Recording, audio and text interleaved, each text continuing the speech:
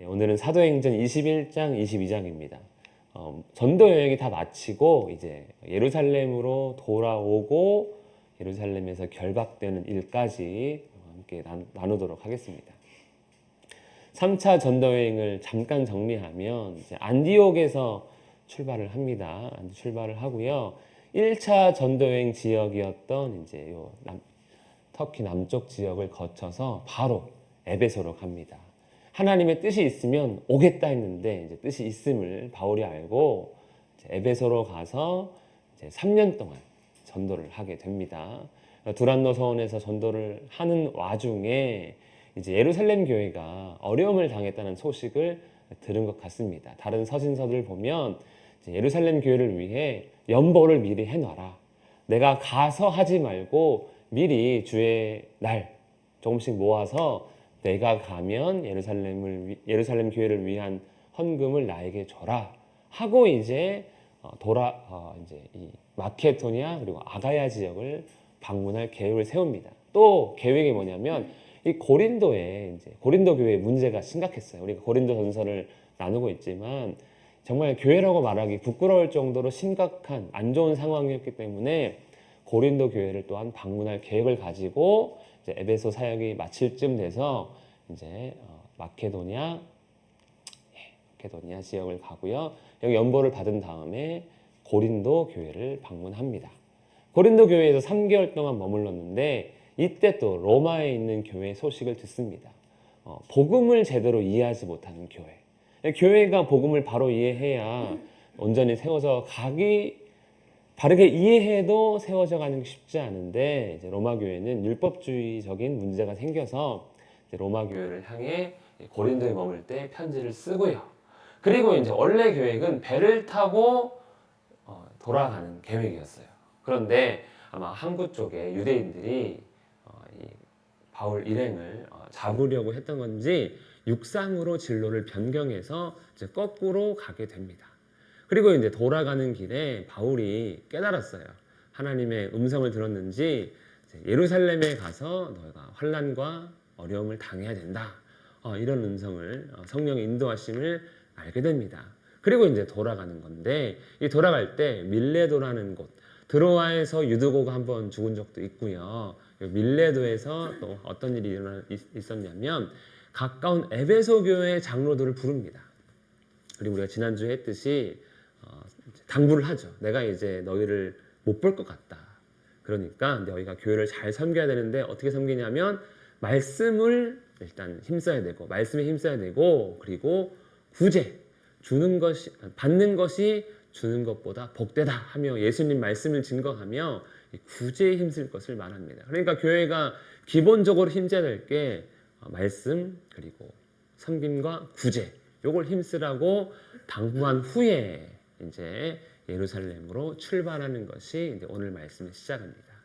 우리가 그들을 작별하고 에베소 교회 장로들과 작별합니다. 그리고 배 타고 고스로도 그리고 두로까지 이렇게 가게 됩니다. 여기가 고스로도 우리가 모르는 섬들이에요. 관광 갈 이유도 별로 없습니다. 저기 성지순례 가도 저긴 안 가는 것 같더라고요. 예.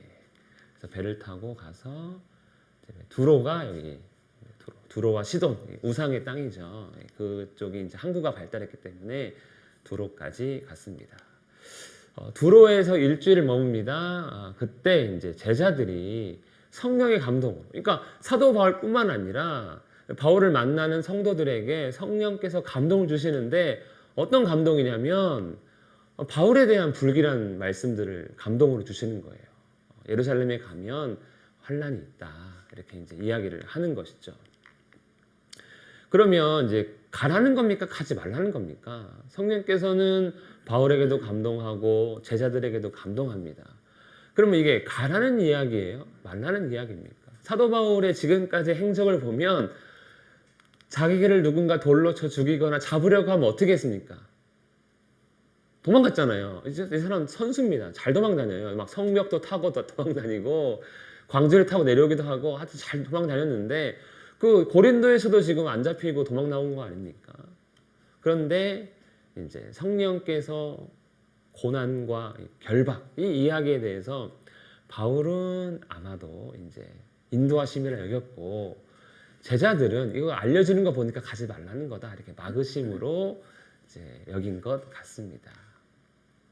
이렇게 두로에서 일주일을 지내다가 떠날 때 돼서 이제 바울이 이제 그 말을 안 들으니까 헤어지기 직전에 함께 기도하고 하나님 우리 바울 사도와 함께 해주셔서 뭐 잡힐 때 잡히더라도 뭐 다치지는 않게 해주시고 뭐 이렇게 이제 기도했겠죠. 그리고 이제 우리는 배에 오르고 그들은 돌아갑니다. 두로에도 교회가 있는 거죠. 그 우상의 땅에 지금 교회가 있는 겁니다. 사도행전에 기록된 전도 지역은 아니었지만 두로에도 교회가 있었습니다. 두로를 떠나서 이제 돌레마이 가이사랴로 갑니다. 돌레마이는 이렇게 왜 배가 이렇게 많이 거칠까요? 네? 그렇지, 돈 벌려 그런 겁니다. 왜냐하면 승객 태우고 화물 태우고 해야죠. 우리 버스 노선도처럼 이렇게 많이 거쳐야 됩니다. 급행으로 가면은 요금이 비싸겠죠. 근데 이제 많이 거쳐갑니다. 그래서 돌레미아 그다음에 가이사랴. 가이사랴는 예루살렘이나 유대 지역에서 이용하는 항구예요. 항구. 그래서 이제 가이사랴로 갔습니다. 거기 이제 빌립 집사 집에 들어가는데 이제 빌립 집사에게는 딸이 넷이 있습니다. 우리 교회 집사님도 딸이 넷이 있죠. 이 딸들은 예언하는 자입니다. 그리고 그곳에 여러 날 머물고 있을 때 아가보라고 하는 선지사가 유대 땅에서부터 가이사랴로 왔습니다.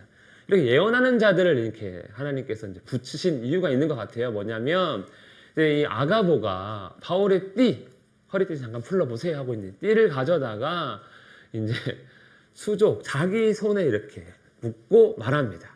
성령께서 이 띠의 임자가 이렇게 될 것을 말씀하셨고 그리고 이방인의 손에 넘겨질 거야. 이렇게 또 얘기하는 거예요. 참 한결같이 성령께서 같은 감동을 주고 계십니다. 그러니 마지막까지 이거 이제 곧 예루살렘인데 도망가라는 마지막 기회 아니겠습니까? 근데 또 그 메시지가 바울이 보기에는 이제 각오하라는 거구나 이렇게 이제 이해를 한 것 같습니다. 사람들은 말려요. 위험하니까. 하지만 바울은 나는 내 생명이 조금도 아깝지 않다. 에베소 장로에게도 말했지만 계속해서 그 마음을 간직한 채 이제 예루살렘으로 올라가지 말라고 하는 사람들의 만료를 뿌리치고 이제 말합니다. 왜 나를 막느냐? 울면서 나를 왜 내 마음을 힘들게 하느냐? 나는 주의 이름을 위하여 결박당할 것을 알고 있다. 그러니까 이제 내가 지금 바울은 깨달은 거죠. 내가 붙잡히는 것이 주의 복음을 위한 거구나. 그러면 내가 잡혀야지라는 거예요. 예전에는 도망치는 것이 주의 복음이라고 알았기 때문에 도망갔다면 잡히는 것도 주의 복음을 위해서라는 거예요. 누구랑 비슷합니까? 그렇죠. 예수님이랑 비슷하죠. 내가 십자가에 죽는 것이 모두를 위한 거다. 하나님을 위한 거다. 그러니까 바울은요. 이 사도행전의 바울의 이 모습을 가만히 보면 예수님이랑 거의 똑같아요. 기적을 일으키고 복음 증거할 때는 영광스럽다가도 이제 유대인들이 배신하고 이제 핍박하지 않습니까? 그리고 도망다니다가 때가 되니까 잡히러 가잖아요. 예수님이랑 거의 비슷한 삶을 통해서 이제 복음을 증거하려고 합니다. 그리고 이제 바울이 권함을 받지 않고 고집도 약간 세요. 이 양반은 그 마가 안 데리고 간 거 보면은 성격 장난 아닌 거죠. 예. 그리고 성령의 인도하심과 바울의 결단 가운데 예루살렘으로 갑니다. 여러 날 후에 빌립 집사 집에서 이제 어떤 마음도 다잡고 예루살렘으로 가서 잡힐 준비도 한 것 같습니다. 그리고 올라갈 때 나손이라는 사람과 함께 동행합니다. 이유는 간단해요. 그 집에 머물기 때문에 신세를 져야 되기 때문에 이제 같이 가야 되는 거죠. 그렇게 해서 예루살렘으로 올라갔습니다. 예루살렘에 이르렀으니까 당연히 이제 교회부터 방문을 합니다. 야고보에게로 들어가니 야고보는 순교했잖아요. 그 누굽니까? 헤롯이 이제 죽였잖아요. 그럼 요 야고보는 누구냐? 예루살렘 교회 야고보 장로는 예수님의 동생 야고보입니다. 예수님의 제자 야고보가 아니고 야고보가 있고 장로들도 있다. 그러니까 교회를 방문했거든요. 거기서 이제 바울이 지금까지 자기 사역을 간증했더니 예루살렘에 온 바울을 걱정해요. 왜냐하면 유대인 중에 믿는 자가 수만 명이 있어요. 이거 약간 과장한 것 같아요. 원래 좀 어디 밖에 나가면 우리 교회 한 100명 되는데 200명이 이렇게 하는 것처럼 그건 아니겠지만 어쨌든 믿는 자가 많다는 거예요. 유대인 중에 믿는 자가 많다는 거예요. 근데 이게 문제가 된다. 왜? 바울이 이제 오해할 만큼 열심히 사역하잖아요. 이 율법을 열심을 가진 자라는 거예요. 그러니까 우리도 똑같이 믿지만 어떤 사람은 좀 예법에 열심히 있는 자가 있고 어떤 사람은 기도에 열심히 있는 자가 있고 어떤 사람은 말씀 열심히 있는 자가 있잖아요. 찬양에 열심히 있는 자가 있고 그런데 저 같은 목사 가가지고 기도할 때 좋지만 말씀에 좀 많이 힘쓰십시오 그러면 저 목사는 영성이 약해 기도를 안 해 이렇게 판단할 수 있잖아요. 근데 바울에게 이건 좀 치명적인 게 유대인들에게 율법은 하나님의 약속과 연결되기 때문에 더 심각한 문제가 되는데 바울이 이방에서 어떻게 했습니까? 꼭 이렇게 한 건 아니지만 이렇게 오해를 많이 받았죠. 모세를 배반하고 율법 지키지 마, 절기 지키지 마. 그냥 하나님을 알아가는 거, 예수님을 알아가는 거에 힘써. 이게 중요한 거야 라고 하며 뭔가 이 기준을 좀 낮춰놨거든요. 그리고 할례 당연히 반대합니다. 이 할례가 구원이 아니다 이렇게. 근데 유대인들이 일단 다 받았잖아요 이미. 또 조상들의 전통 이것도 말라 한다고 이렇게 소문이 나 있다는 거예요. 실제로는 그렇게 안 해도. 그러니까 유대인들 가운데 믿으면서 이 바울에 대한 실망감 혹은 시험에 들거나 오해를 하게 된 것입니다. 그러니까 이제 예루살렘 교회 장로들이 당신도 율법 중요하다고 생각하지 않느냐. 그러니까 이 사람들 앞에서 믿는 사람들 앞에서 나도 율법을 중요하게 생각한다는 것을 좀 보여줬으면 좋겠다라고 해서 우리 중에 서원한 사람 4사람이 있는데 이 사람들 이제 머리 깎아야 돼. 근데 네가 그 비용을 다 대라. 바울이 좀 이제 사는 거죠. 로마 시민권자이기도 경제적으로 여유가 있는지 어쨌든 아니면 바나바에게 좀 빌리든지 해가지고 네가 이 모든 결례 행사를 이게 돈을 내라는 의미라면 주관해라. 나도 율법을 소중히 여긴다고. 근데 실제로 바울도요. 2차 전도여행 때 고린도에서 떠날 때 뭐 했습니까? 갱그레아에서 갱그레아가 아니고 갱그레아에서 뭐 했습니까? 자기도 서원해가지고 머리 밀었거든요. 예. 그러니까 사도 바울도 율법 안에 지킬 만한 것들은 지키고 있다는 거예요. 왜냐면 일단 본인도 유대인이고 습관 무섭거든요. 그러니까 너도 하지 않았냐는 거죠. 너도 갱가레에서 했던 거 물론 알든지 모르든지 간에 어쨌든 바울도 했었거든요. 그러니까 율법을 한번 행함으로써 보여주라는 거예요. 정말 중요한 것은 그들이 복음 지킬 수 있도록 도와주는 거니까 시험에 들지 않도록 뭔가 해줘라 라는 거죠. 그러니까 이거 중요한 거 아니지 않느냐 이렇게 설득을 합니다. 그러니까 이제 바울이 실제로 그 서원에 대한 마무리, 이 사람들이 서원을 완료했고 머리를 밀므로써 이제 이 서원에 대한 책임을 다 내려놓는 그러한 결례, 예법을 이제 드립니다. 우리로 맞으면은 일주일 특별 예배 이런 거예요. 결례를 일주일 동안 행하게 됩니다. 율법을 지켜주죠. 그래서 이제 아까 율법의 열정을 가진 믿는 사람들에 대한 오해는 좀 풀린 것 같은데 이게 다른 데서 톡 튀어나옵니다. 이래가 거의 참 이제 끝나가는 거예요. 아시아로부터 온 유대인들이 있는 거예요. 이 사람들이 믿지 않는 자 같습니다. 아시아는 아까 터키 지역에 있는 지역이죠. 바울이 3년 동안 가르쳤던 두란노 서원에서 하필 거기서 온 거예요. 그러니까 최근에 가르쳤던 사람들입니다. 이 사람들이 와가지고 보니까 바울도 있고 한 거예요. 그래가지고 이제 사람들이 말합니다. 이 사람들 와서 보니까 바울도 있고 또 누가 있냐면 드로비모라는 사람이 함께 있는 거예요. 자기들이 알거든요. 이 사람들 어떤 사람들인지. 바울이 두란노 서원을 사역할 때 하나님의 율법을 약간 좀 무시하고 복음 증거할 때 이방 사람들에게 막 이렇게 했다는 거 알고 있는 사람이 와가지고 야 이스라엘 사람들아 도와라.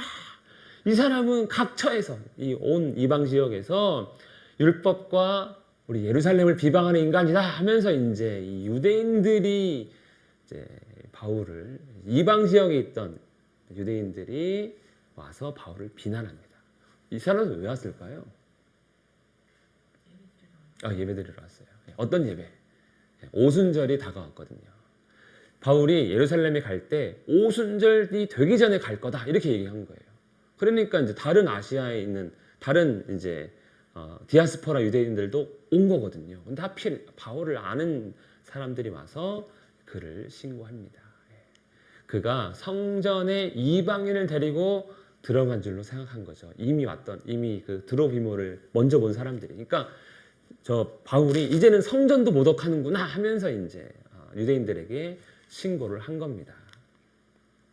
그러니까 이제 백성들이 바울을 잡아 죽이려고 하는 거죠. 왜? 하나님을 모독한 자는 돌로 쳐 죽인다가 율법이거든요. 그러니까 이제 죽이려고 이제 바울에게 달려드는데 이 소문이 이제 군대 천부장에게 들렸습니다. 다행인지, 다행이죠. 그가 급히 와가지고 이제 바울을 치려고 했는데 이제 중단이 됩니다. 군대가 왔으니까 이제 일반 백성들이 까불면 큰일 나죠. 그래서 이제 중단이 됩니다. 그러니까 이제 어떤 중범죄가 있으니까 유대인들이 이렇게 화가 났겠지 하고 이제 성령의 예언대로 바울이 쇠사슬로 결박이 됩니다. 그리고 이제 그 결박된 바울에게 계속해서 유대인들이 죽이려고 하니까 우리의 폭행으로 말미암아 군사들에게 들려가니 야 업어 이렇게 하다가는 유대인들이 들어와서 이제 어떻게 하겠다 하면서 이제 이 바울을 둘러싼 채 끌고 가게 됩니다. 그 바울이 이제 이 영내가 아마 이제 어떤 안전한 지역이겠죠. 예루살렘에서 이제 가이사랴에서 총독이나 누가 왔을 때 머무는 장소 같습니다. 저기 예수님이 재판받았던 곳이기도 할 겁니다. 영내로 들어가야 할 때 바울이 천부장에게 말합니다. 헬라어로 말하는 거죠. 내가 당신에게 말할 수 있느냐? 그러니까 이 유대인인 줄 알았는데 헬라어를 말하니까 하고 이제 그 말을 들어줍니다. 그러면서 네가 애굽 사람이냐 묻는 거예요. 자객 4,000명을 거느리고 광야로 가던 애굽인이 아니냐? 그러니까 이 정도로 이 정도 규모의 유대인들의 어떤 폭발적으로 바울을 죽이려고 했다는 것은 뭔가 중한 범죄를 일으킨 사람으로 이제 알고 있는 건데 자기가 아는 가장 중한 범죄자 중에 체포되지 않은 사람은 이 사람 같아요. 누군지 모릅니다. 애굽인 아니냐 이렇게 한 거죠. 왜? 헬라어를 하니까. 그러니까 아니야, 나는 유대인이야, 나는 길리기야 다소의 시민이야, 거기 출신이야 하면서 이제 부탁을 하는 게 내가 백성들에게 한마디만 하게 해줘 하고 이제 부탁을 합니다. 그러니까 이제 천부장이 그래 한마디 해라 하고 이제 했어요. 이 헬라어로 말한 것이 이제 천부장의 마음을 조금 연 것 같습니다. 그러니까 이제 히브리어로 이제 이스라엘 사람들에게 말합니다. 오늘 이게 22장이에요. 부형들아, 형제들아 하면서 이제 존칭을 쓰고 이제 내가 나를 변명하는 것을 좀 들어라. 내가 왜 이렇게 잡히고 왜 여기 왔는지, 내가 왜 이방인들에게 복음을 증거했는지 이런 이제 변명들을 하는 거죠. 오늘 요 22장을 하려고 쭉 온 겁니다. 근데 내용은 또 간단해요. 왜냐하면 내용은 사도행전의 내용이에요. 별거 없어요. 그냥 쭉 있고 사도행전의 앞에 기록되지 않은 일부의 기록이 이제 바울의 간증을 통해서 우리가 이제 알게 됩니다. 나는 유대인으로 길리기아 다소 출신이다. 그리고 이제 이게 핵심이죠. 가말리엘 문화다. 이 가말리엘은 유대인들이 3대 랍비로 여기는 사람 중에 한 사람입니다. 그러니까 굉장히 뛰어난 스승과 제자의 관계다. 그리고 나는 바리새인 중에 바리새인이다. 너희처럼 하나님께 열심히 있는 사람이 있는 자다. 지금도 있다는 거예요. 당연히 자기소개를 하고요. 이제 유대인을 배경으로서 이제 자기소개를 합니다. 자기소개 잘해야 되겠죠. 우리 아이들에게 요거 읽게 하세요. 야, 이렇게 자기소개 이렇게 하는 거야 하면서 자기소개서 써야 되잖아요. 자, 이렇게 일단 자기소개를 했습니다. 그러니까 당신들과 나는 크게 다르지 않다. 똑같다. 이렇게 얘기하고요. 나도 당신들처럼 내가 이 그리스도의 도를 박해하여, 그러니까 기독교죠. 사람을 죽이기까지 하고 스데반을 죽였었습니다. 그리고 나는 심지어 당신들은 내 발에 때만도 못해. 왜? 나는 대제사장과 모든 장로들에게 이 체포할 수 있는 권리까지 받아가지고 다메섹까지 갔던 사람이야. 나처럼 열정 있는 자가 있겠어? 라고 하면 이제 자기의 과거가 얼마나 율법을 위한 열심이 있었는지를 이야기합니다. 이게 왜 이 사람들이 왜 증인냐면 이 사람들이 그 고문을 떼줬거든요. 그리고 이제 거기 다메섹에 가서 거기서 믿는 사람들 잡아다가 형벌을 받게 하렸던 그런 과거가 있다. 그러면서 이제 기독교를 박해했던 자기를 이야기합니다. 그런데 다메섹으로 가는 길에 내가 이제 환상을 봤다는 거죠. 오정쯤 난 12시쯤 되었을 때 큰 빛 가운데 내가 예수님을 만났다. 사울아 사울아 네가 왜 나를 박해하느냐. 주여 누구십니까? 예, 나는 네가 박해하는 나사렛 예수라. 예수님을 만난 거예요. 환상 중에. 그러면서 이제 이 사람이 가짜가 아니라 진짜라는 걸 깨달았죠. 그리고 눈이 멉니다. 그 음성 가운데 이제 다메섹으로 들어가라. 네가 해야 할 모든 것을 거기서 누가 이르리라 했는데 이 사람이 이제 아나니아입니다. 그래서 다메섹으로 들어갔습니다. 하나님 말씀대로 이제 아나니아라고 하는 사람이 와서 이제 바울에게 안수하며 그의 눈을 뜨게 하고 하나님께서 바울을 향한 뜻을 전하게 합니다. 아나니아 처음에 깜짝 놀랐던 거 기억하시죠? 그 사울 그 양반 그거 못된 사람이에요. 우리를 잡아 죽이려고 하는 사람이에요. 그랬더니 이제 예수님이 아나니아를 막 설득하죠. 아니라 이제 내가 이방을 위해서 글을 쓸 거야 하면서 이제 설득했고 아나니아가 와서 안수하고 다시 보게 되었습니다. 그래서 이제 우리 조상들의 하나님이 나를 택한 이유, 바울을 택한 이유가 뭡니까?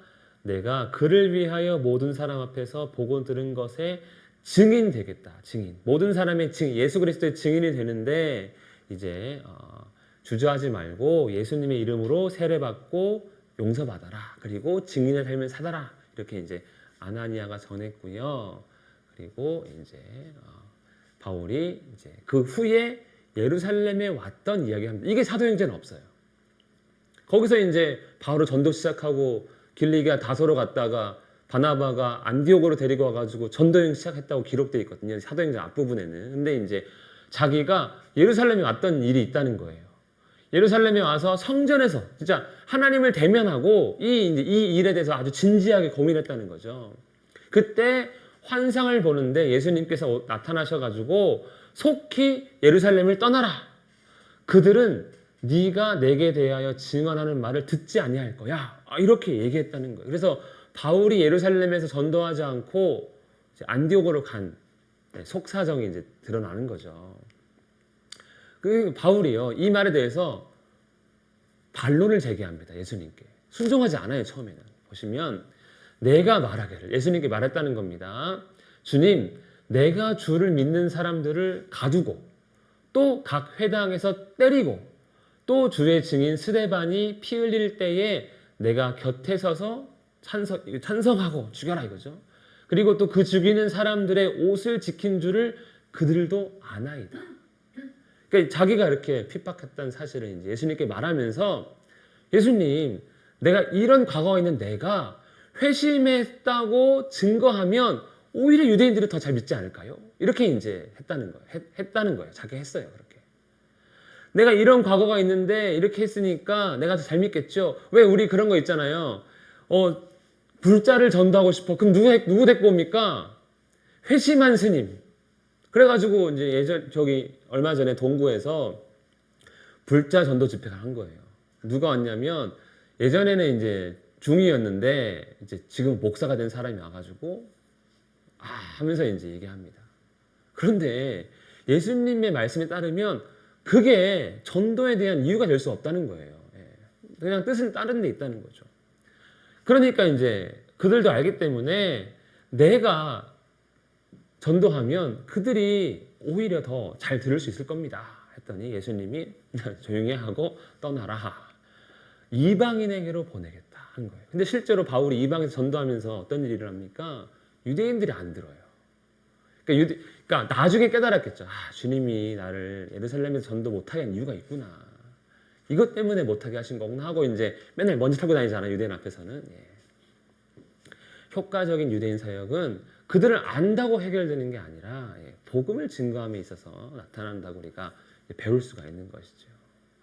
원래 아는 사람이 안 믿어요. 그렇죠? 나를 아는 내 가족이 제일 전도하기 힘듭니다. 네가 언제부터 그랬다고 하면서 예수님 알고 막으신 거죠. 여기까지 딱 들은 순간 유대인들이 이제 소리를 지릅니다. 왜냐는 겁니까? 듣다 보니까 이 인간이 복음을 증거하기 위해서 뭘 배신한 거예요? 유대교 배신한 애가 되는 거예요. 그 예수라는 인간 우리가 수십 년, 한 20, 30년 전에 십자가에 못 박혀 죽였는데 보니까 이 양반 배신자네 된 거죠. 배신자네. 이게 지금 바울이 뭐 환상 보고 이거 하나도 안 먹히는 거죠. 그러니까 듣다가 말 끊고 소리 질러 이럽니다. 이 배신자야. 이러한 자는 죽여버려야 된다 하면서 이제 난리가 납니다. 더 난리가 납니다. 그러니까 이제 이 천부장에 보니까 이 사람은 안 되겠네 하고 왜 재판이 안 돼? 아직 이제 이 사람한테 뭔가 질문해야 될 게 많거든요. 왜 이렇게 유대인들이 화가 나는지 좀 알고 그래야 이제 죽이든 살리든 해서 잠재우어야 로마 정부에서 인정받을 수 있기 때문에 이 천부장이 이제 바울을 끌고 와서 말합니다. 채찍질하고 신문해라. 고문해서 사실을 좀 밝히 알아야 되겠다 했더니 바울이 한마디 딱 했더니 끝납니다.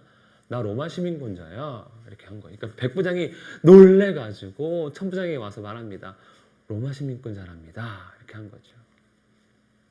그러니까 천부장이 궁금한 거예요. 어떻게 시민권을 있을 수가 있지 했더니 나는 이 양반은 순진한 것 같아요. 군인만 오래 해서 그런가. 나는 돈을 많이 들여 샀는데 당신은 어떻게 얻었어? 이렇게 된 거니까 당당한 거죠. 나는 핏줄이야. 이렇게 된 거예요. 이게 못 이겨요. 순수성에서. 그러니까 천부장이 큰일 났네. 이 사람 잘못 건드렸다가는 어디까지 가니까 황제까지 갈 수 있으면 아니까 이 천부장이 건들지를 않습니다. 로마 시민인 줄 알고 심지어 결박한 것 때문이라도 두려워합니다. 내가 쇠사슬로 묶었었는데 이거 신고면 어떡하지? 이렇게 되는 거예요. 로마 시민권이 이제 저도 이제 찾아봤더니 이 권리와 의무가 많더라고요. 그런데 이제 크게 3개, 법적 권리, 정치적 권리, 경제적 권리가 있는데 재판을 받고 다른 사람을 고발할 수 있거나 자기가 이제 변호할 수 있는 권리, 그리고 고문을 당하지 않을 권리, 항소할 수 있는 권리가 있고요. 또 정치적으로는 투표할 수 있는 권리, 그리고 공직, 정치에 출마할 수 있는 정치적 권리가 있습니다. 그러니까 로마 시민권자가 아니면 없다는 거죠. 우리나라 마찬가지 아닙니까? 우리나라 이 주민등록상 이제 주민권이 인정된 자만 이거 다 있는 거잖아요. 해외 외국인들 왔다고 하는 거 아니잖아요.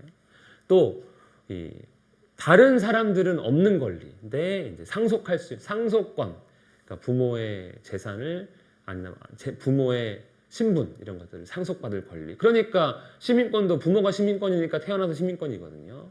재산, 그다음에 사유 재산을 가질 수 있는 권리. 그러니까 뭐 노예나 자유인 이런 사람들은 못 갖는데 이런 경제적 권리도 있습니다. 이런 권리가 있으니까 예수님이랑은 좀 구별되죠. 예수님은 그냥 죽었는데 사도 바울은 나 시민권자 한마디 안 죽었습니다. 약간 좀 서운하죠. 배신자 같죠, 진짜. 이튿날 천부장이 이제 진상을 알고자 하여 결박을 풀고 제사장들과 온 공회를 모으고 바울을 데리고 그 앞에 세웠습니다. 여기까지. 근데 이제 안 궁금하세요? 왜 하나님은 바울을 굳이 저 난리를 치는 걸 알면서도 예루살렘에 가서 굳이 결박당하게 하셨을까? 답은 없어요. 한번 자유롭게. 굳이? 성령께서 바울에게는 바울에게 말씀하셨고 네. 다른 사람에게는 또 다른 사람한테 말씀하셨죠. 하셨잖아요. 그것도 성령이. 네. 결과적으로 이제 그냥 하나님이 이게 내 뜻이었어 나중에 알도록. 그러니까 그 뜻. 그러니까 하나님은 왜 이런 뜻을 세웠냐는 거예요. 아니 보면은 우리 이제 사도행전을 보면 바울이 로마를 가고 싶어 하잖아요. 그러면 고린도에서 바로 가면 금방 가요, 배 타고. 근데 헌금 때문에 예루살렘 교회에 들렸다고 하더라도 그거 주고 또 빠져나가면 되잖아요. 어차피 목적지는 로마니까 배 타고 가면 되잖아요. 근데 굳이 잡혀가지고요 2년 동안 감금당하거든요. 계속해서. 왜 이 양반은 하나님은 왜 이렇게 했을까?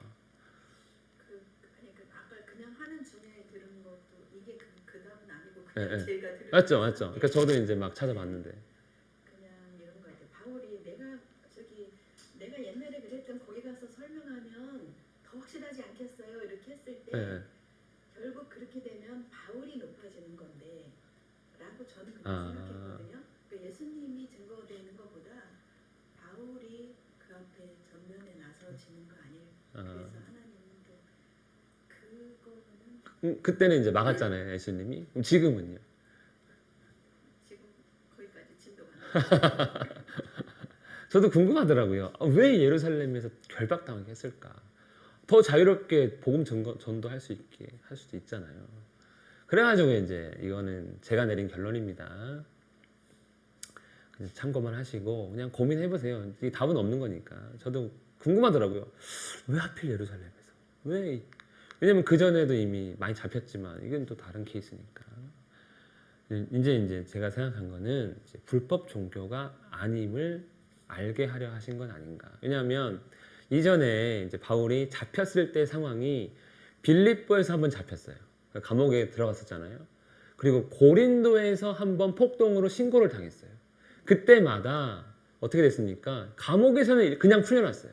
뭐 변명하거나 하지 않고. 근데 아가야에서는 그때 이제 고린도에 신고당했을 때는 그 고린도를 다스리던 총독이 말합니다. 무슨 죄를 지었느냐? 이렇게 했고요. 에베소에서도 폭동이 일어났을 때 거기서도 그랬어요. 이 사람이 아프로디테 그 신전에서 무슨 해를 가했느냐? 절도를 했느냐? 하면서 이제 이 종교적으로 불법이 아님을 그렇게 이제 행정적으로나 로마법상 불법 종교가 아님을 이제 했는데 이 사도행전은 저도 쭉 읽어보니까 최근에 이 말씀을 요 공부 때문에 이제 쭉 읽어보니까 이 기독교가 불법이 아님을 좀 증명하고 싶은 거구나. 교회가 이 로마 전역에 이제 전파되는 이 복음이 전혀 불법이 아니라는 것을 말하고 싶은 것 같다는 생각이 들게 됐어요. 왜냐하면 그렇게 총독이 그런 이야기들을 굳이 기록할 필요가 없는데 한 거 보니까. 그래서 안심하고 믿어라. 불법 종교 아니다. 이렇게 이제 하기 위해서고, 예루살렘에 잡힌 것은 유대인들에게까지도 이 복음이 너희들의 율법이나 이런 모든 것들에 대해서나 그게 아님을 알게 하기 위해서 아닌가. 그리고 로마 지역에서도. 왜냐하면 사도 바울이 잡힌 다음에 벨릭스, 베스도, 그리고 헤롯 아그리빠 같은 이런 총독과 왕들에게 공개적으로 계속 변론을 하고 재판을 받거든요. 그러면 이 사람들이 재판하기 위해서 연구를 해야 되잖아요. 이게 무슨 죄가 있는지 아닌지. 그래야 유대인들의 마음을 달래주고 얘를 죽이든 살리든 하는데 나중에 보면요. 벨릭스, 베스도, 아그리빠도 헤롯도 죽일 죄가 없다. 근데 풀어주지 않는 이유는 이 유대인들이 하도 그냥 싫어하니까 안 풀어주는 거라고 얘기하거든요. 그러니까 이제 불법 종교가 아님을 공식적으로 좀 드러내기 위해서 하나님께서 그렇게 하신 것이 아닌가. 그래서 이 복음에 대해서 이렇게 공적으로 단순히 그냥 전도로 끝나는 것이 아니라 공적으로 로마 정부 안에서도 일어나도록 하기 위해. 그러니까 이제 이런 일들을 통해서 복음이 이제 더 소문나도록 하기 위해서 일부러 하나님께서 예루살렘에서 결박당하게 하신 게 아닌가. 그리고 이제 로마로는 하나님 보내잖아요.